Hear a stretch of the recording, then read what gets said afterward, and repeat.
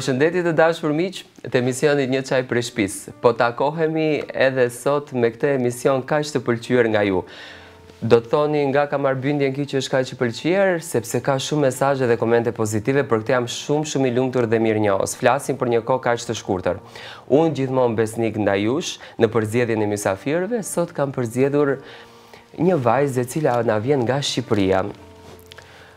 Ajo goxha vite ka kontribuar në vendin tonë. Është një vajzë shumë e zgjuar, një mikeshe imja, mund ta themi e vjetër, dhe kam vendosur ta ftoj sot për të hyrë pak nga jeta e saj private, për të folur për një temë që ajo asnjëherë nuk e ka folur, të paktën në mediat tona këtu. Kam nderin që pranë meje të jetë Fationa Geci, sociologe dhe drejtoreshe e qendrës Fluturo për jetën. Fationa, përshëndetje, faleminderit që pranove ftesën dhe je pjesë e emisionit Një çaj prej shtëpisë. Faleminderit ty për ftesën, megjithse e kam pranuar padyshim me shumë kënaqësi, por me një lloj frike të vogël, sepse ti di që ti jesh jashtë atyre standardeve dhe kornizave të zakonshme në emisionet ku unë jam ftuar, që zakonisht kemi folur ose për librat ose për fëmijët me nevoja të veçanta. Tek ty është e paparashikueshme. Të rish rahat se nuk dalë jashtë kornize. Kam respekt. Fationa, nikoqirët unë se zakonisht i pres me një çaj. Unë e di që në Shqipëri nuk është të paktën ky çaj që neve kemi quajtur çaj rusit. Nuk e di sa i qëndron në emri këtij çaj, por unë e njoh për çaj rusi. Më thuaj ti këtë herë këtë çaj e ke provuar për herë të parë në Maqedoni?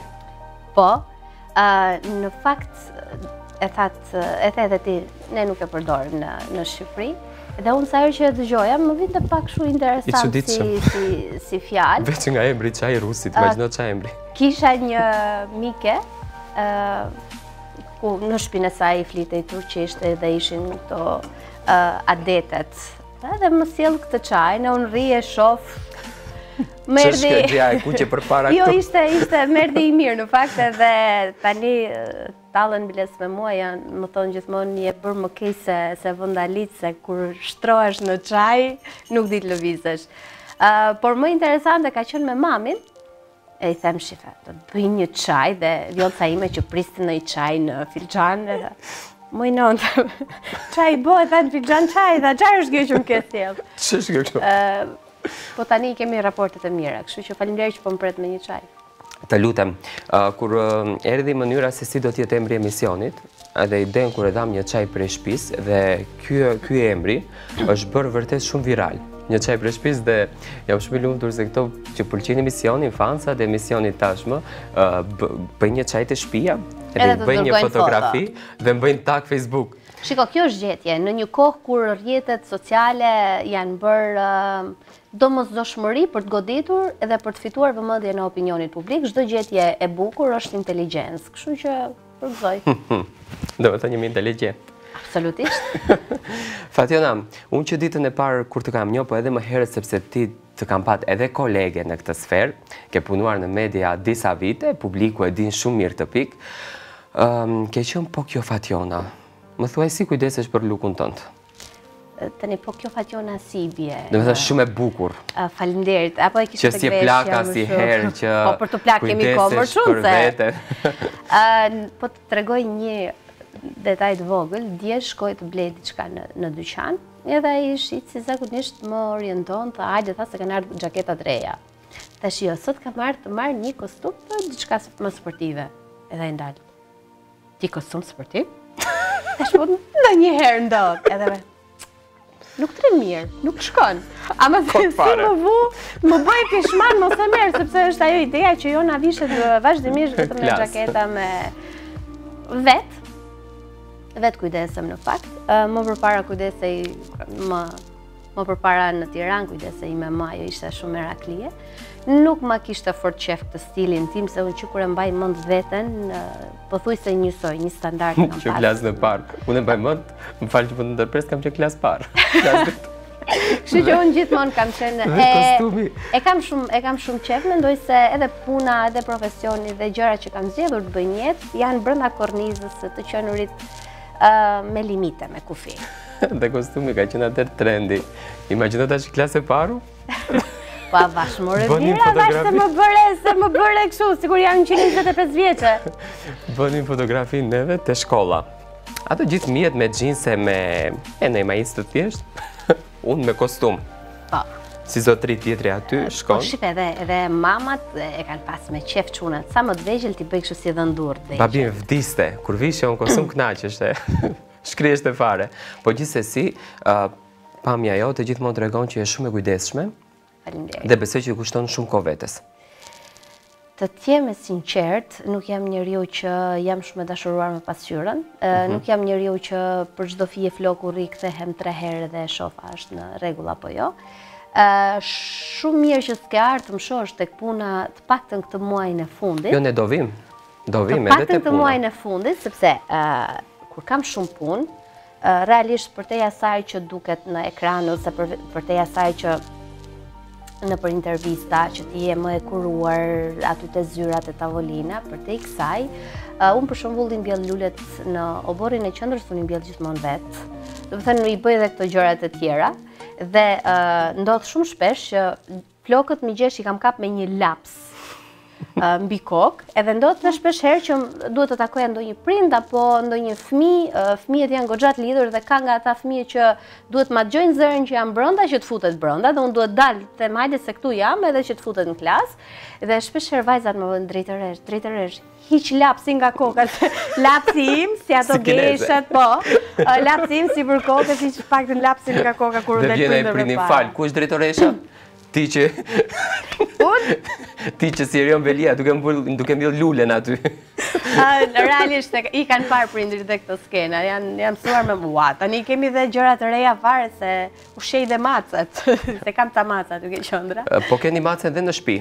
Edhe në shtëpi edhe në qendër. Macja që keni në shtëpi ka emrin? Poni. Poni. Çfarë poni, si është poni mirë? Poni ma nxin jetën mua dhe i shton jetën Eldës. Po si ka kaluar poni këtë karantinën?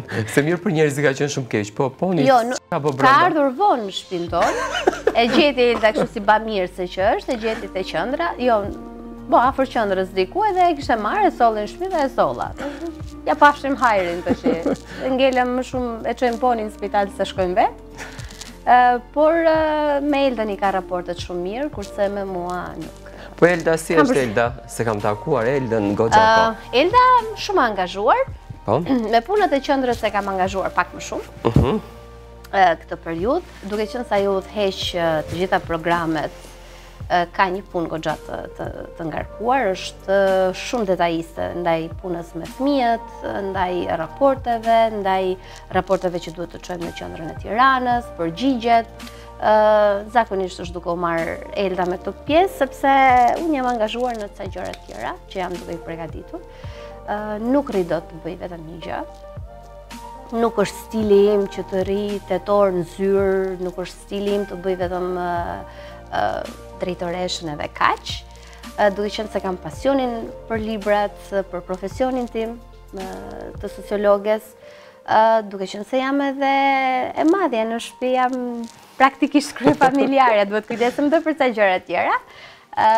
Merr me shumë gjëra që pjesën e qendrës më shumë në këtë periudhë ja kam lënë Eldës edhe po të regon që ja del shumë mirë edhe pa mua. Unë kam qenë prezent kur bënim një emision më herët, edhe unë dhe Fatjona që po xhironim, aty që ishte edhe një stres i madh se të xhirosh me Fatjonën, sidomos në profesionin e saj, është i çik problem. Se keni këtë përshtypje për mua? Unë mendoj jam e sjellshme kështu.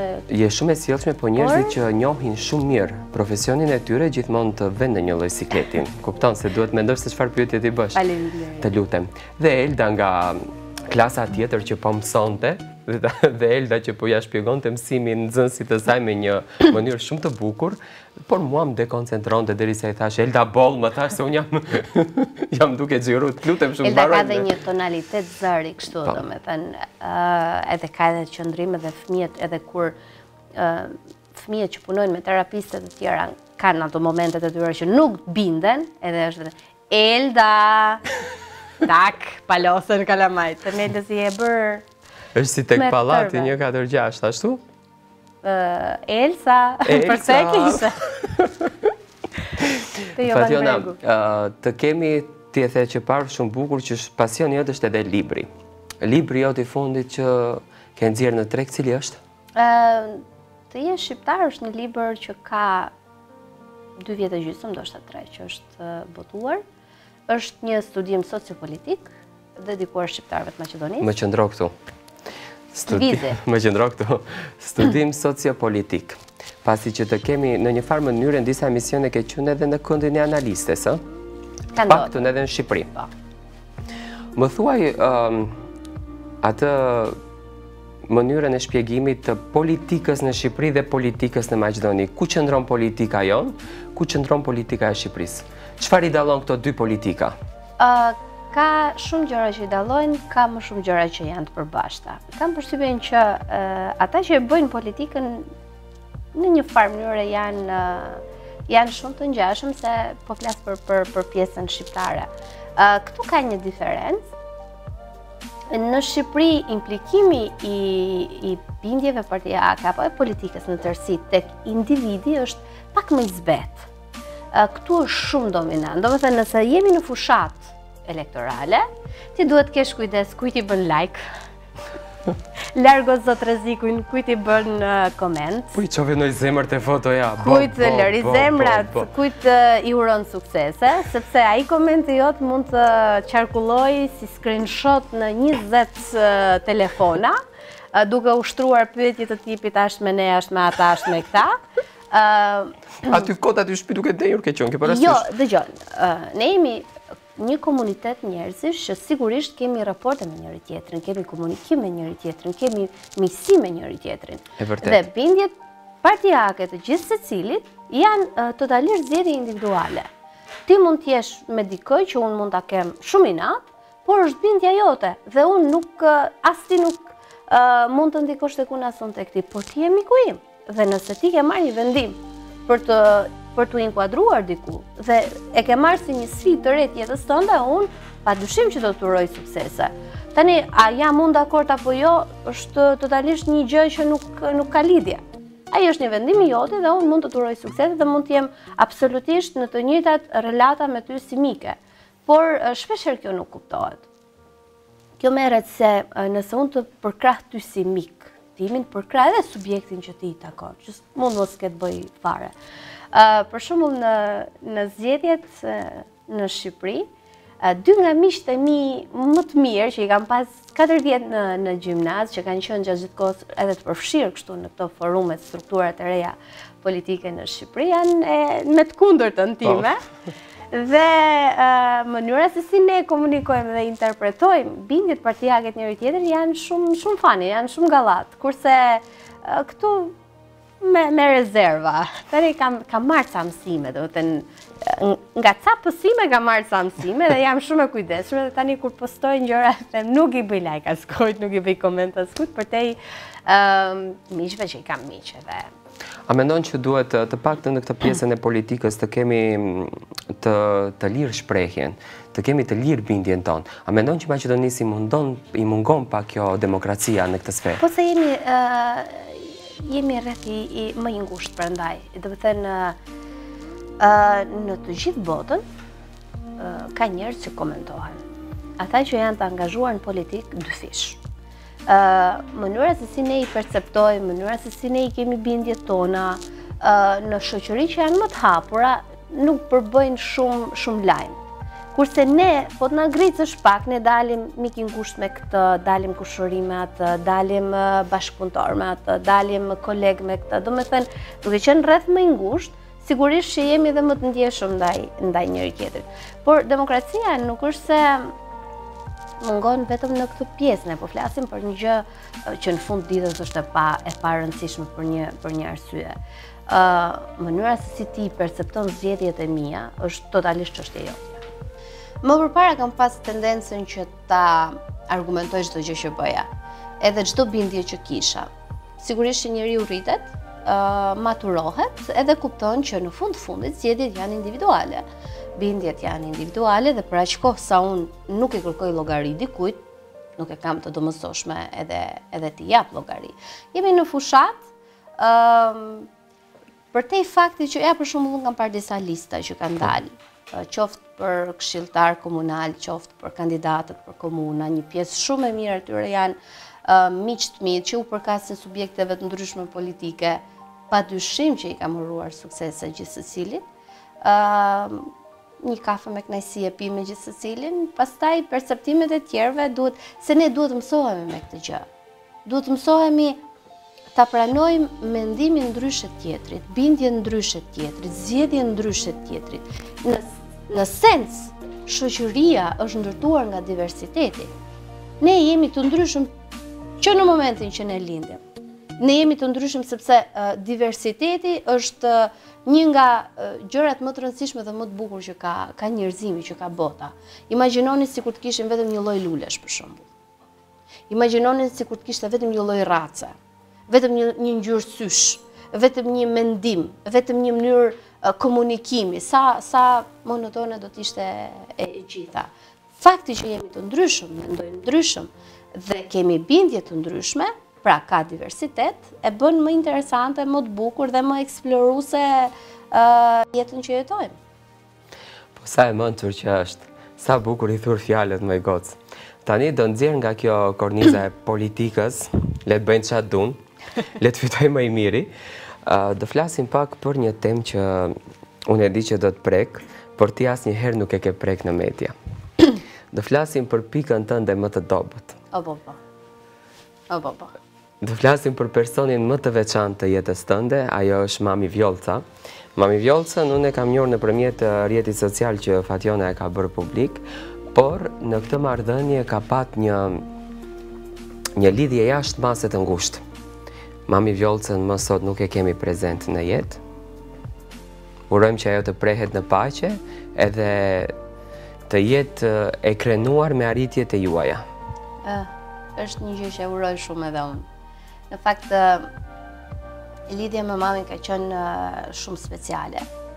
Ka qenë një grua shumë e mençur. Dhe unë them, në jetën time ka 3 bekime të mëdha që më ka bërë Zoti. E para, gjëja më e rëndësishme është që më ka dhënë vetdijen për ta dashur dhe për ta besuar Zotin një herë në radhë parë. E dyta, fakti që më ka dhënë një nënë shumë të mençur. Dhe treta, fakti që më ka dhënë 2 vëllezër dhe motrën. Mami ka qenë natyrë shumë e urtë, ishte shumë ndryshe nga unë. Madje kur unë fillova të rritem, ajo filloi të shqetësohej për faktin që nëse ti me më i thoje diçka dhe ajo kishte tendencën mos e kthente, nëse mua më thoje diçka, kisha tendencën që të ta ktheja 4 fish. Dhe filluan duke i thënë mami që ti e mëson këtë. Se s'ka mundësi, kjo ka që vogël na i kthej këto përgjigje, ti e mëson. Dhe i me më që binde gjithmonë pozitë keq, thoshte mos minon, janë duke thënë gjithë që kjo e mëson ti kthej këto përgjigje. Megjithatë, arriti një moshë që ne kishim një komunikim me sy. Dhe unë mendoj që shikimi është niveli më i lartë i komunikimit. Unë kam marrë në Tiranë kur isha në moshën 10 vjeçe. Dhe si një familje ardhur nga Tropoja, 6 anëtarshe, me ato vështirësitë mbas 97-s, Shqipëria ishte ajo që ishte, në periudhë shumë të hershme u detyrova në një farë mënyrë që të filloja punë dhe të ndihmoja familjen kur unë isha 13 vjeçe. Dhe duke qenë se punonim në magazinat e librit shkollor, ku paketoheshin libra shkollor. 13 vjeç ke filluar punën e parë. Po. Ishte një magazin e madhe, do të kishte diku të 100 punëtorë që punonin me turne, dhe në të gjithë atë mas njerëzish unë isha më e vogla. I me më zite të uleshe përballë meje dhe më jepte një porosi që kur unë të shikoj, ti duhet ta dish çfarë jam duke të thënë. Sepse ishte një mas zakonisht gra, që vinin nga zona rurale, me një përgatitje shkollimi që linte shumë për të dëshiruar, duke qenë më e vogla dhe duke qenë atë moshën që merja, se fëmia merr shumë nga mjedisi, nga njerëzit, e mundohej të më ruante. Dhe mulesh përballë dhe thoshte, kur të shoh unë ti duhet ta dish, a duhet flasësh, nuk duhet flasësh. Dhe ndodhë të shpesh herë, duke qenë se ishte një punë, për shumë ishte një punë më treturë, ndodhë të që ishte turni tretë dhe diku nga ora 3-4 mëngjesit më pusë gjumi. Dhe shpesh herë ndodhë që ishte duke më parë mami dhe unë që shkoja me kujdes i thosha, a para ndonjë gabim? Jo, po pse më pe me nerva, e shkreta kush e di se çfarë sikleti ka pas, çfarë ka qenë duke menduar. Mendoj që një pjesë mirë të ëndrave që ajo ka patur për mua jam përpjekur të realizoj, duke qenë se jeta e saj nuk ishte dhe fort e lehtë. Mendoj që ishte shumë e rëndësishme për mua që të bëja gjëra që në një moment ajo të thoshte që ja vlejti, të gjitha sakrificat, mundimi ja vlejti. Pastaj duke qenë e madhja dhe duke pas diferencë 5 vjet me vllajën, 6 me motrën, 7 me vllajën e vogël, nganjëherë ndjeja sikur ajo kishte varur edhe pritshmëritë ndaj atyre të tjerëve tek unë, domethënë. Nëse ja del kjo, do jetë një shembull i mirë për tjerët. Nëse më dushton kjo që është e madhe, atëherë do jetë pak problem. Më vjen keq sot që nuk i pa dhe disa gjëra tjera. Ajo iku sa po mbushi 52 vjeç. Të kisha dashur të shkonte diplomimin e motrës, vllajt, qendrën, librin. Njeriu me nënën nuk ngopet asnjëherë. Edhe 100 vjeçë me qenë, prap thuat të kish parë edhe diçka më shumë. Dha shpirtëndor time, dhe kjo ishte një sfidë tjetër, por që mendoj edhe shpresoj që për aq sa jetoj kemi mundur të japim ndjesi të mira, edhe nuk mund të them që ja kemi shpërblyer, se nënës nuk i shpërblet asnjëherë aq sa duhet mundi dhe haku, por besoj kemi qenë brenda pritshmërive të saj. A të ka marrë malli? A të ka marrë malli? Shiko, për nënën të merr malli dhe me pas në shtëpi. Mund të jesh pak në punë, pak më gjatë dhe të merr malli. Mendoj që edhe në këtë dimension kemi një raport shumë special. Po të them një gjë që e kam konsumuar me miq në tavolinë, po jo që e kam të ndonjëherë në media. Ditën që e kemi varrosur, ajo në darkë më ka ardhur në ëndër për të më thënë kujdesu për veten. Sa herë që unë kam ndonjë problem apo ndonjë vendim të rëndësishëm që duhet marr, ajo më vjen në ëndër për të më dhënë një sugjerim apo për të më dhënë një sinjal. Mendoj që edhe atje ku është i përjeton shumë gjëra që unë bëj. Më vjen keq për diçka, ajo thoshte gjithmonë që kurdo që të vdes, me merakun tënd do shkoj. Dhe mënyra se si ajo shfaqet vazhdimisht në ëndrat e mia do të thotë që ka shkuar vërtet me merakun tim. Dhe është një komunikim i çuditshëm. Duke qenë se unë gjithçka e konsultoja me të, gjithçka e pyesja, e ruan në një farë mënyre edhe tani kur më duhet mendimi i saj, do vije në një farë forme në ëndër, ose shpesh herë, sidomos në momente që mërzitem, ose zhgënjehem, ose lëndohem, edhe është ai momenti i revanshit që thua vash mos më raf dorë, se di unë si do ja kthej. Është diku gjithmonë vjollca. Është shumë interesante kjo dhe them, mirë, po t'ishte mami këtu çfarë do më thoshte, dhe unë e di çfarë do më thoshte. Ajo kishte, po nuk i dihet me nënë si ta ka thënë atë fjalë, ndoshta se ka pas me ty hiç. Ndoshta ka qenë i mërzitur me diçka tjetër. Ndoshta ka pas në siklet tjetër. Ti i ke dalë në shteg, ta ka thënë ty atë laf. Punë e madhe. Domethënë kishte gjithmonë këtë mënyrën pozitive për ti të i kaluar gjërat dhe them, okej, nëse unë do i thoja vjollcës time që ky person veç mos më raf dorë se nuk e di se çfarë do i bëj, ajo do zemrohej, do më qortonte. Sigurisht që unë nuk do e bëj atë që i kam thënë, dhe do përfundoja duke u qortuar, kështu që edhe sot e kësaj dite ajo vazhdon të jetë një busull shumë e rëndësishme. për gjithë mësime që më ka dhënë, për gjithë dashurinë që më ka dhënë, dhe për faktin që mësimi më i rëndësishëm që ajo më ka lënë jetë, edhe që e thoshte shpesh e artikulonte, thoshte shumë e rëndësishme të mësosh që të duash. Të duash për te zemrimi, të duash për te interesi, të duash për te një momenti a më duhet as më duhet ky njeriu, dhe të duash pa pas tendencën që njerëzit i bësh borxhli ndaj dashurisë tënde. Zoti është i madh, di gjithmonë ku të ta kthej kusurin asaj që ti ke dhënë. Ai e di perfekt ku e kthen. Kështu që asnjëherë mos u mërzit nëse e merr apo jo nga njerëzit atë që ti ke dhënë. Diku është ruajtur ajo e mira jote dhe do të kthehet. Dhe mendoj që ky sens pozitiv që ajo ka lënë tek unë është nga gjërat më të çmuara. Unë gjithmonë e them, ti je fëmijë një nëne të mençur. Është një nga bekimet më të mëdha të jetës. Çdo nënë prekën në zemrën e fëmijës të vet, po pas jemi tek kjo tema, më thuaj sa je e përmbushur shpirtërisht.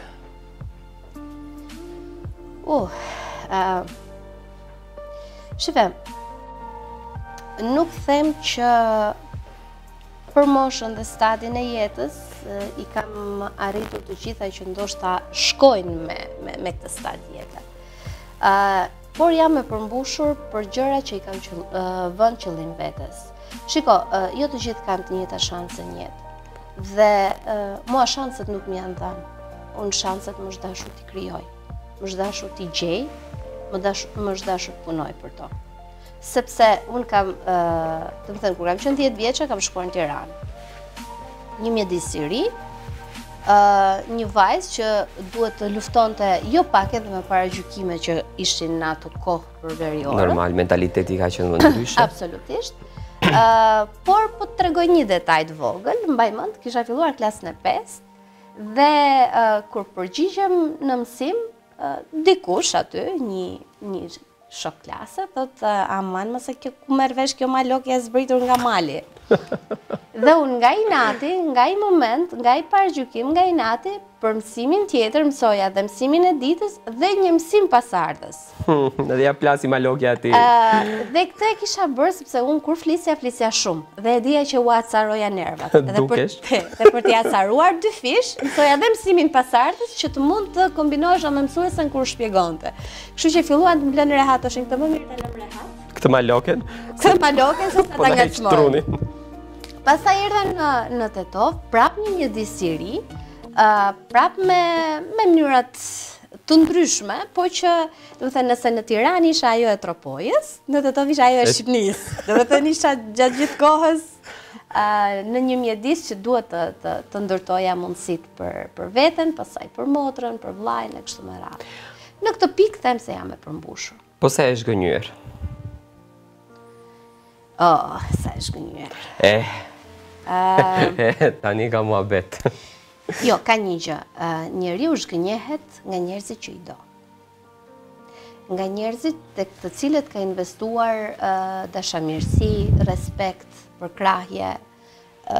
Ti nuk zhgënjehesh nga dikush që nuk është i rëndësishëm për ty. Se nuk ke pritshmëri ndaj ti. Njeriu zhgënjehet nga ata që ka pritshmëri. Cilat janë pritshmëritë? Minimumi është një pritshmëri respekti. Ti zhgënjehesh nga ata që i do. Për mua nuk zhgënjehem nëse diçka e dëgjoj nga dikush që asnjë as e njoh, po kot e kot. Mua më zhgënjes nëse e dëgjoj nga dikush që më njeh. Ose njeriu lëndohet nga ata që i ka për zemër. Nuk lëndohet nga dikush që si intereson fare, a ekziston apo jo. Zhgënjime ka pas sa duash, ndoshta edhe për natyrën time që jam pak pa rezerva kur vjen puna për t'i dashur njerëzit. Do të thënë, fati im i keq është se nuk di t'i vë një limit, kur i du, kur si du hiç. Do të thënë, jam dashuri pafund. Por megjithatë, gjithmonë e kthej tek ajo që thash pak më përpara tek mami Vjollca, dhe them që nuk i dim të gjitha rrethanat në të cilat njerëzit na zhgënjejnë. nuk e dim momentin, nuk e dim në çfarë situatë është gjendur, nuk e dim çfarë ka ndjer, nuk e dim çfarë kemi bërë ne, që mund t'i ketë reflektuar në një mënyrë tjetër atij. Kështu që ka shumë komponent që duhet ta mendosh pak më gjerë. Po edhe kur shgënjem një formulë është që nuk ndryshon tek unë, për tu hakmarr nuk hakmerrem kurrë. Pasi jemi e ceke prak mami Vjollcën, më lindi në kokën time një pyetje. Cili ka qenë gatimi që vdisje ta haje nga duart e mami Vjollcës? Fli. Fli. Duke që nga Tropoja është tradicional. Flia? Flia. Në Tiranë ne kemi shtëpi private, kemi edhe një baç aty. Dhe zakonisht kur unë shkoja në shtëpi, atë javë që unë isha në shtëpi, gjithë shtëpia ishte detyruar të hante Jona çka ka qenë. Dhe në kontekst të lidhjes me mamin, që fëmijë që kur e mbaj mend veten, gjëja e parë që unë bëja sa hapja syt ishte ta thras mamin. Do të thënë ishte o ma. Po kjo ngeli dhe kur shkova në fakultet, dhe kur shkova në magjistraturë, o ma, dhe dilja deri në bordë, o ma, edhe Vjollca që ej zoti mat, është bo me i thirë fëmijët e vet, o ma, kjo m'bje mu mbrapa, o ma. Mos e fol të pjesën, do të pyes pastaj.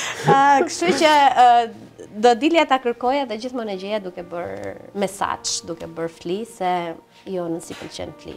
Kështu që ngriheshe herët e përgatiste që të merrte të gjithë kohën e vet, që kur të vinte dreka unë të kisha. Po Jona ditë përgatite fli?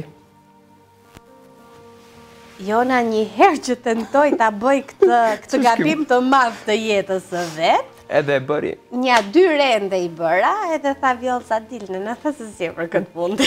Ja mere nuse. Le pan gran. Jo. Jo, fli nuk di të bëj. Cili është gatimi që bën më së shumti? Ves. Jo, byrek. Byrek? Ja, e them pa modesti këtë.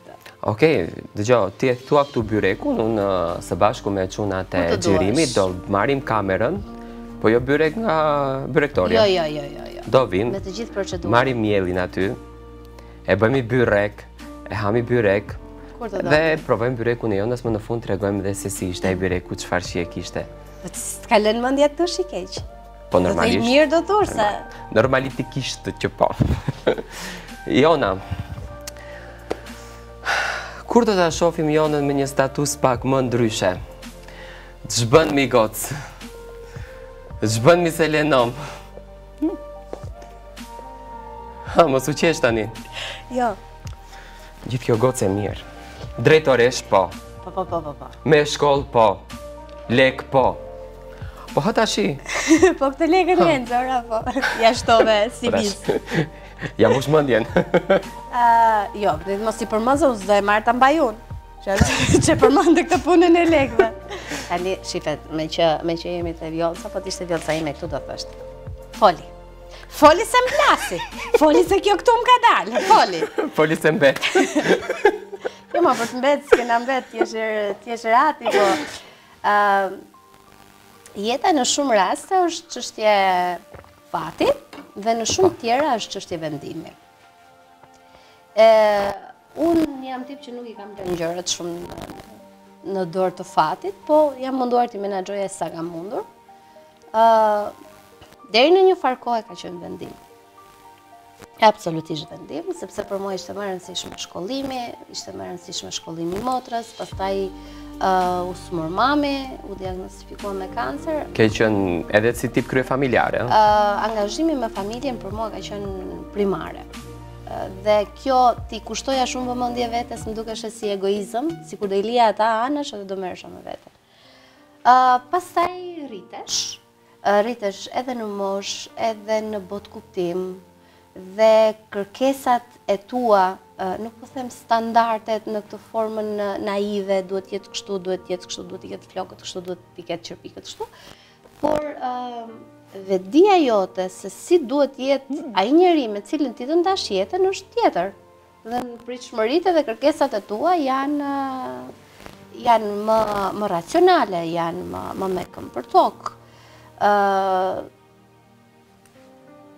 Si duket e ka humb rrugën gjunafi, së shtu e gjetë akoma, po kur ta gjej? kur ta gjej, njerë ka të heqe pse është vënu. Ku ka qenë ndërkohë. Pastaj ka të heqe pse u martu me ty? Atë e sigurt, dëgjoj. A është Jona xhelose? Më thot një mik, në një kështu, tavolinë miq, edhe unë po flisja shumë dhe po i bëja për qeshur. Ai tha që do të marri ty, tha do jetë djalë me fat. Ore thash që do jetë me fat nuk e diskutoj, ne ja diskutojmë ngjyrën e fatit, çfarë ngjyrë do e ketë, të bardha zezë, kjo është çështja.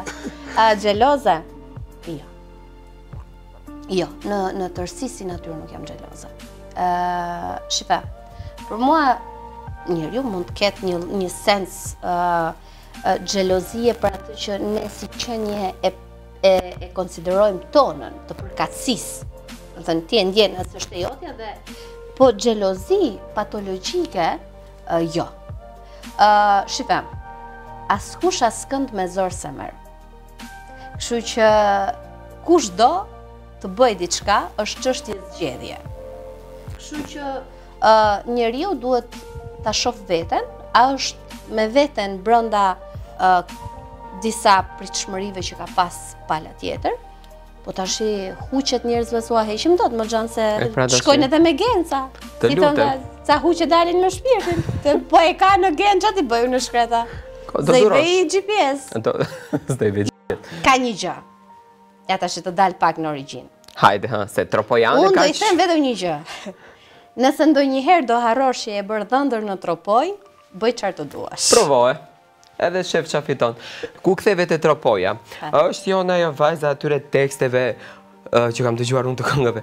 O kse moj qiko me gisht e themër. Imagjino qa teksti. O ti ta rujtoj qik me gisht e themër? Po imagjino me këm do ksem, nësë do ksem e dur. O ti ta rujtoj qik o zoti qa temër. A është Jona kjo... Qatë zemër, a? Zemër. Nejse, ta që si di mirë tekstin.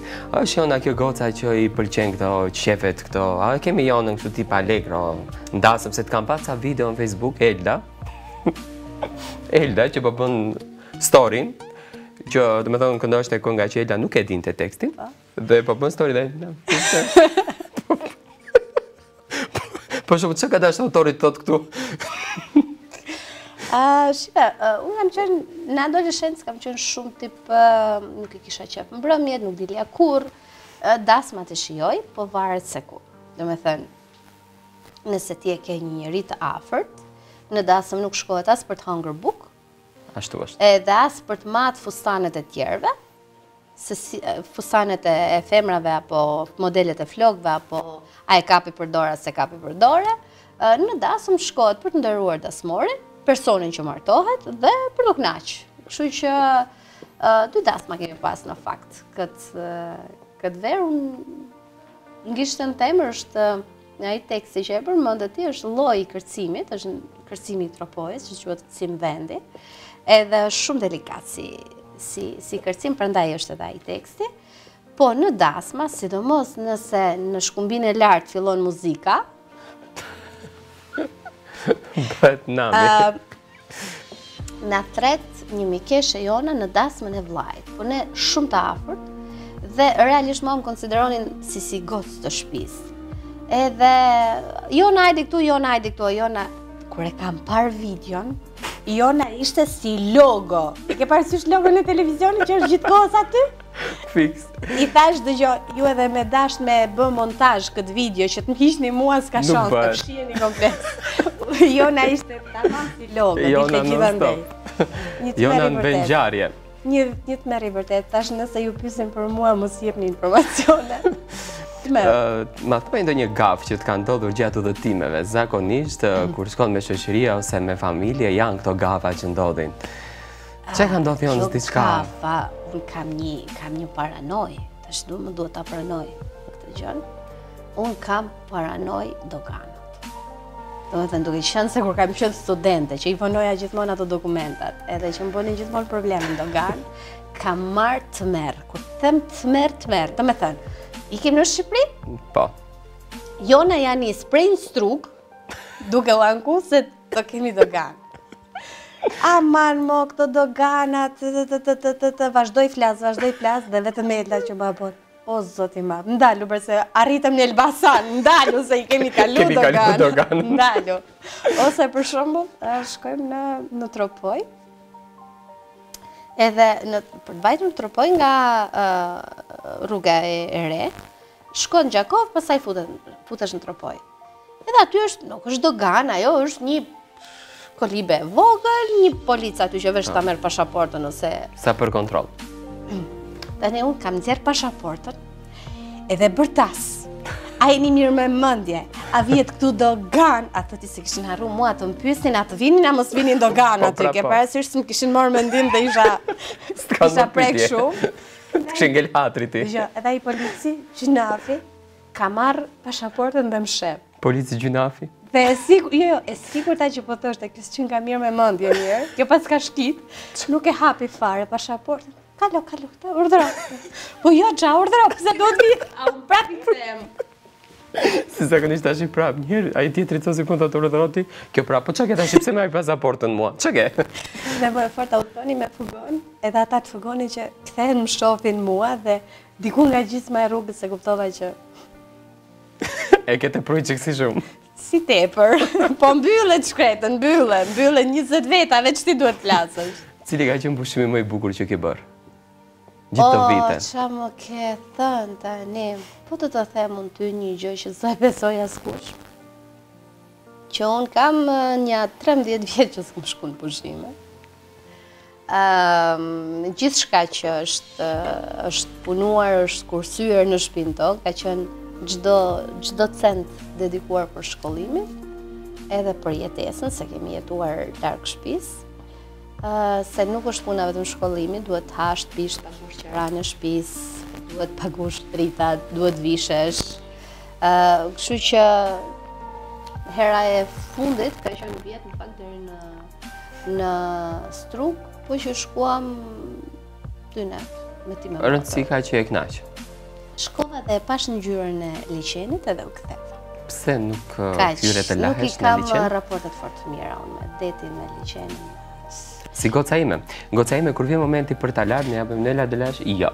Shkon 3 ditë. Unë malsore jam, më qonë në malë të bëj pushime, që më qonë në vënde fushore. Shkoj atje në majtë malit, të të më shumë tashit që shkuj mua betë, në qonë 4 djerë. Ty më të lahemi. Ti ke një marrëdhënie shumë të ngrohtë edhe me Liri Berishën, për ato që nuk e njohin këtë emër, ndoshta janë shumë pak, se ja Liria më është e njohur, është bashkëshortja e të madhit Sali Berisha. Na fol për këtë lidhjen tuaj, se bashkëpunimin tashmë e dim, po lidhjen. Për te asaj që duket në për ekrane, zonja Berisha është një njeri jashtëzakonshëm. Ka një mënyrë komunikimi, ka një shpirt shumë të madh. Dhe nuk është puna vetëm tek bashkëpunimi në formë të punës. Është mënyra se si ajo të pret sa herë që unë shkoj në Tiranë.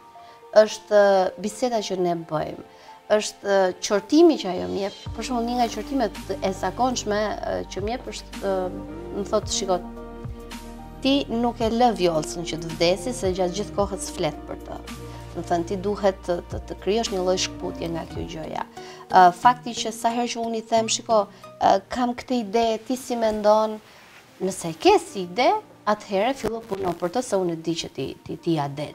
Do të thënë, kur një njeri investon tek ti besim, kur investon tek ti dashamirësi, kur ti jep kohën e vet, ne mund të jetë një takim që ti mund ta realizosh për 20 minuta apo gjysmë ore, kalon ora, ne kemi pirë çaj, kemi pirë kafe, kemi bërë të gjitha bisedat e mundshme që mund të bëhen mes një zonje me shumë eksperiencë jetësore dhe me shumë dashamirësi për të mësuar, dhe një vajze që pavarësisht eksperiencave jetësore të vetat, ka gjithmonë shumë nevojë për të marrë këshilla dhe sugjerime nga dikush që i di punët shumë më mirë se sa ti. Dhe unë, edhe ime motor padyshim, e konsiderojmë veten vërtet në shumë fat, jo thjesht për bashkëpunimin, por që kemi mundësi që të marrim një këshill teje dashamirëse prej doktoreshës. Uroj që ndonjëherë t'u kem bashkë në emisionin tim, edhe do flasim rreth marrëdhënies tuaj, lidhjes, punës që bëni bashkë, edhe që është një punë shumë e suksesshme, një qendër që vërtet i ka munguar zonës tonë, dhe fal jush neve atë sot e gëzojmë në qytetin e Tetovës, dhe fal punës që ti bën, ato fëmijë kanë vërtet një përkujdesje shumë të veçantë, sepse nuk e bëj për media, por unë e kam vizituar vetë dhe është kjo që po unë them. Fationa është një lloj karakteri që punës i kushtohet shumë, por edhe vajzat të cilat punojnë në atë qendër me shumë dashuri trajtojnë ato fëmijë. Është shumë interesante se shpesh më thonë, këto vajza që punojnë me ty, i ke diçka, si i ke gjetur, se duket sikur jeni kështu antar të një familje. Marrim shumë nga njëra tjetra. Po edhe puna u familjarizon pasi që keni shumë kohë bashkë. Janë vërtet vajza shumë të mira dhe që e duan punën që bëjnë. Unë them vazhdimisht, puna në qendër nuk bëhet mbi gjitha po nuk e desh. E vërtet. Duhet të kesh shumë nerva. Një fëmijë një ditë mund të jetë shumë mirë, një ditë mund të jetë shumë i acaruar, një ditë mund mos ketë fjet gjumë, një ditë mund mos jetë ushqyer si duhet. Dhe gjithat nervozën, gjithat rebelin, gjithat shpërtimin ai e demonstron pikërisht në momentin që ti tenton ta çosh ai të punoj. Kështu që duhet të kesh shumë durim dhe durim njeriu nuk ka me njerëz dhe gjëra që nuk i do, se kur si do thua hajde. Kurse duhet të kesh shumë durim dhe shumë dashuri për të punë. Fationa, çfarë shenjë horoskopit jeni juve? Dashi. Dashi. Sa i beson karakteristikave të horoskopit?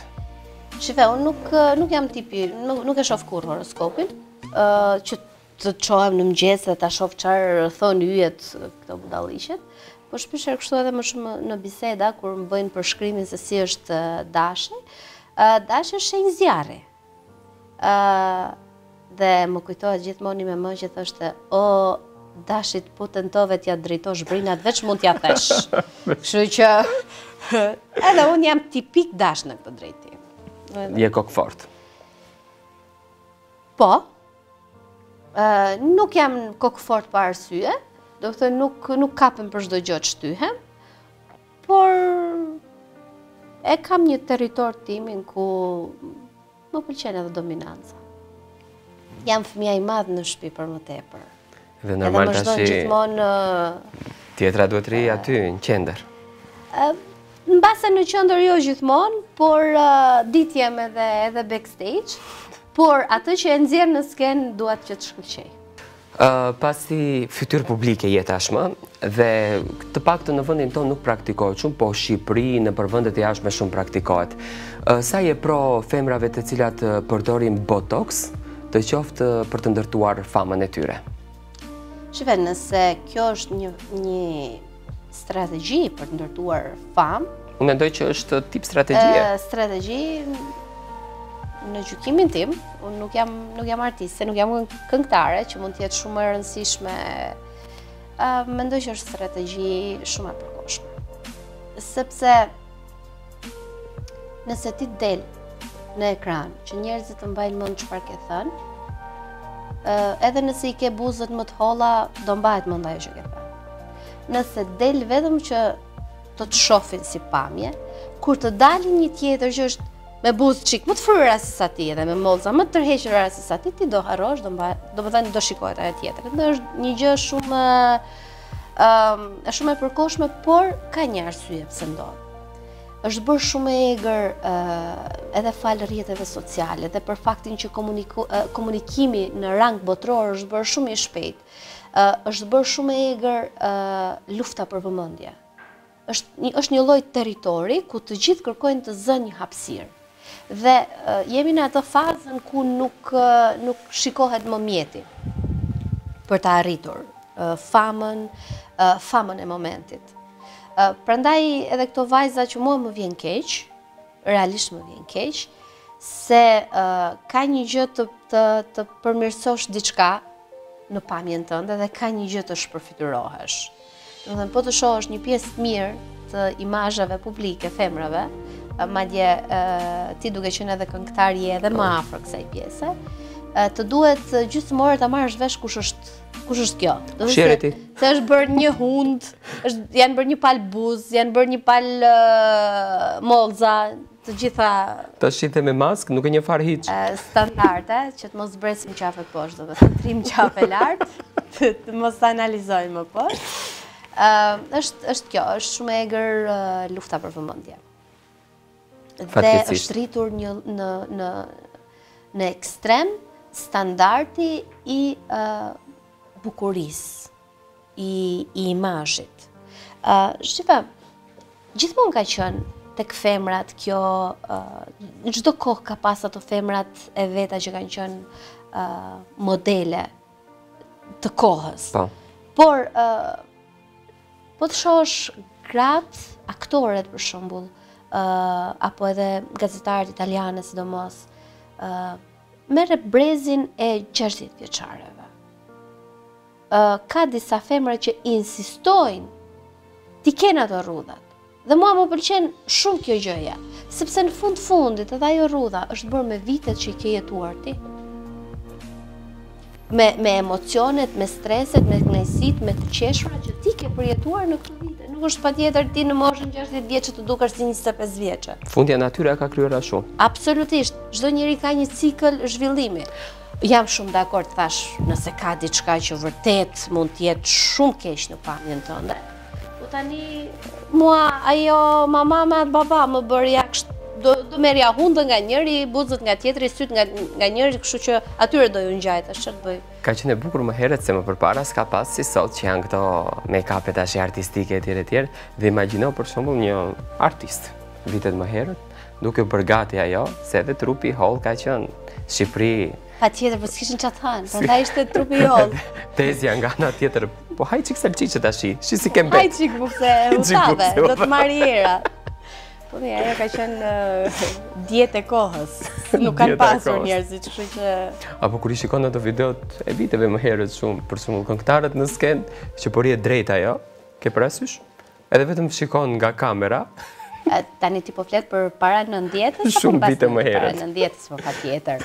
Në festivalin e radio televizionit shqiptar, në edicionin e 11, shkuan njerëzit në burg se lvizën pak. Se u tundën një çik në skenë dhe pastaj përfunduan duke u tundë burgjeve. Ndërsa tash një këngëtare është ajo e cila tundet dhe shkundet në skenë, realisht. Tani jemi në fazën që i njohim nga disa pjesë fizikut njerëzit, i njohim më nga fytyra.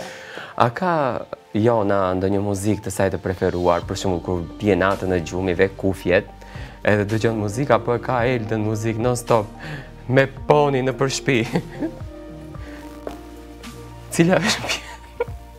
Pse qesh? Pse? Unë nuk e di se me çfarë flejnë, me çfarë muzike flejnë njerëzit, po për shembull unë shoj opinionin. Me Blendi Fevziu duke pretendë. Zihen, shahen për lajën dhe mua më vjen një gjumë kështu. Edhe im vlla që thot gjithmonë, je i vetmi njeri në rrozullin toksor që mund të flesh ndërkohë që zihen këta, domethënë. Jo, ndjek në një emision edhe më zë gjumë. Dhe te opinioni ku hyrëm tërheqën shumë vëmendje bash një natë kam shikuar. Ato duke u rraft aty, duke u grind, duke u therr dhe Blendi Fevziu duke lexuar pyetjen. Vazhdoni se kam pak punë. Vazhdoni se rrifuni ju se kam i qik punë. Varet në momenti. Ka momente që je i mërzitur, është pak muzika më. Po përgjithsisht e kam qef muzikën e lehtë dhe në mënyrë të veçantë muzikën italiane. A të ka ndodhur që të harrosh gjellën në zjarr? Jo. S'të ka ndodhur? Pse? Sepse ka shumë më vërtiste me më, për shembull, sidomos kur vinte qumshi një të zihet. Po ka një gjë më burri dhat. Si ka mundësi që e ruan atë të shkret qumësh gjatë gjithë kohës kështu? Edhe sa ti kthesh një sekond syt, ai e ka për detyrë që të vlojë. Domethënë këtë sekond. Edhe thosha gjithmonë ora ky ma po prinat, mua si e ka hallin. Si e ka hallin ky qumshi. Por ka ndodhur dhe për një arsye tjetër, shumë madhore. Nuk para ndodh të gatuash. Kështu që detyrimisht mund të ndodhi Eldës, mua jo. Elda është ajo që zakonisht kur shkon në shtëpi fut zjarrin në shtëpi. Ne mos me çfarë thuat? Mos me pas Eldën ne agjerojmë gjithë vitin. Çfarë thua? Kështu që e kemi na gatuan rri. E biles vllai shpesh herë të duar që na bëjnë bukë. Kap duart e Eldës, këto duar që na bëjnë bukë. Elda është ajo e cila e mban shtëpinë gjallë, mund ta themi. Kemi pas, duke qenë se u bën shumë vite që jetojmë bashkë, kemi pas gjithmonë Elda kujdeseshe për shtëpinë brenda, unë kujdesesha që të mbaheshe shtëpia, domethënë. I keni ndarë gjërat. I kemi pas gjërat të ndarë. Logjikisht i bie që unë kam bërë gjithmonë në familje pjesën mashkullore të familjes. Dhe burri shtëpisë, ka burra kjo shtëpi tash, i lutem shumë. Tani dil në përgjigjen e asaj pyetjes që bëre pak më përpara. Pse është e vështirë? Sa preferon Jona sportin apo të hecën gjatë ditëve të lira? Në thot një shoqe, mua dhe Eltës, dhe që do dalim tek banja, Pjesa e banjës të top. edhe Elda që i kthehet me makinë. Jo, tha si me makinë, do dalim da hecim, që kuptim ka dalësh në makinë? Aha, si Jona nuk hecën. Të thënë, jam një përtas. Shife, unë në fiskulturë gjithë jetën më kanë bajt me hatër. 3 hapa bëja dhe vetë një vija duhet, u këputa. Dhe nuk, me sportin nuk i këm raportet e mira iqë. Vetëm gjumë, hapi, merë me punë. Jo gjumë hapi, se nuk e kam mat luks, po edhe një dyre që tentova të shkojnë palestër. Muaj e pagova, 3 herë shkova gjithsej. Lenom, si e më keqë? Ka këtu që janë edhe më keqë se ti. Jo, është edhe çështje kohe, po është edhe çështje pasioni. është edhe çështje dëshire, po se pati me pasion... Nuk e kam fakt me qef. Fatjona, jemi në fund tashmë, u bë goxha kohë. Unë jam shumë i lumtur që bëm një bisedë të ndryshe nga ato bisedat e tjera, do me thënë ato kornizën tënde serioze. Po kam lënë nam, do me thënë, unë bas kësaj intervistës ke ti, më more në qafë. Ti nuk e lënë nam, sepse ne ishim thjesht. Zakonisht tonë është gotë serioze, me këto që thamë këtu. Po ku i diet, ndoshta kështu ti mund të bësh më shumë buj. Ashtu? Tash njerëzit të duan pozitiv, kaluam Covidin, duhet të jemi pak më alegri, duhet të jemi pak më të buzëqeshur. Çfarë duhen këto seriozitetet? Hajmë thuaj tash ti mua. Në rast se duhen. Në rast se duhen. Jo, unë të falenderoj shumë, sepse vërtet ishte shumë ndryshe. Fola për gjëra që s'para më ka ndodhur të flas në për intervista, po edhe që s'kam pas për qef të flas, por me ty është gjithmonë kënaqësi. Pastaj realisht nxora atë që unë jam në përditshmëri.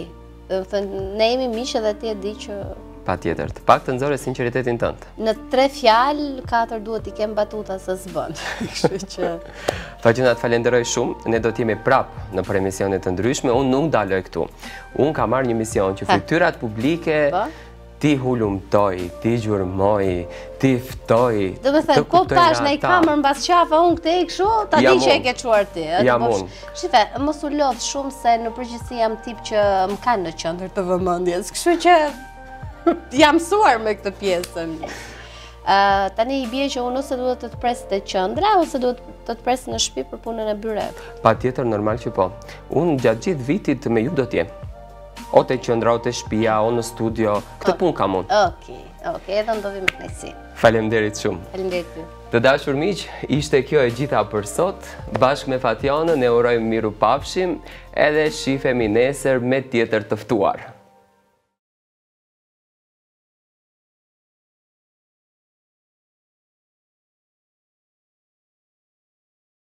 Thank you.